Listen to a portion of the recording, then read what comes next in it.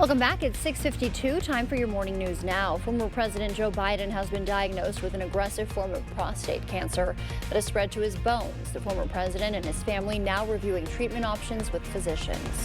And President Trump is expected to speak by phone with Russian President Putin today. The president is reaching out to Putin in an attempt to bring Russia's war with Ukraine to an end. Yesterday, Ukrainian President Volodymyr Zelensky met with VP Vance and Secretary of State Marco Rubio. Wisconsin Republicans spent the weekend charting election strategy at the state convention. 3rd District Congressman Derek Van Orden addressed the crowd, claiming Republican policies are gaining traction with young voters. So what people don't understand is the youth of this country, they want to live in a free and prosperous society, and the crushing policies of the Biden administration during that COVID foolishness, they're rebelling against it. The two-day event focused on building momentum ahead of the election.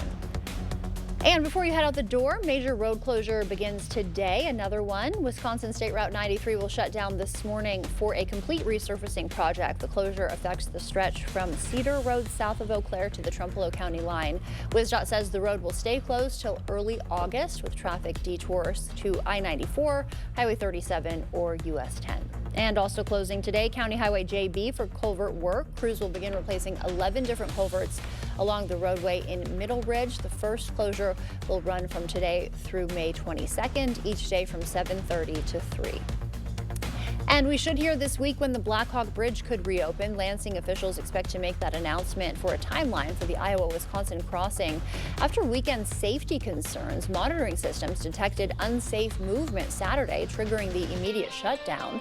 The bridge is still closed while structural engineers complete an assessment. And water and sand flooded the intersection of Rose and Gillette Streets Saturday. The rushing water entered Tree Huggers Cannabis store, but quick action contained the situation. The store's co-owner reported minimal damage despite the unexpected morning shower. The sand actually probably saved us as a barricade. As that water was coming, the sand was coming up and created more of a dam to stop the water from majorly leaking in. Tree Huggers Cannabis remained closed for cleanup. The logging industry is a vital economic force in Wisconsin, with 40% of the Badger State covered in forest. It plays a crucial role in producing everyday items like paper and medicine. So it's equally important that forests are properly maintained and regenerated. That is where loggers like the Hakes family from the Chippewa Valley come in. We're out here to serve the public. We're out here to serve the forest. The way you do things has ramifications for 60, 80, 100 years. So the work we do out here really matters. Tonight at 6, News 8 Now's Emily Brown will embark deeper into the trade, exploring the myths, risks, and rewards of a modern-day logger. All right, rainfall coming in later on tonight. We're looking at least a 3-day total of about 2 inches or less in your forecast.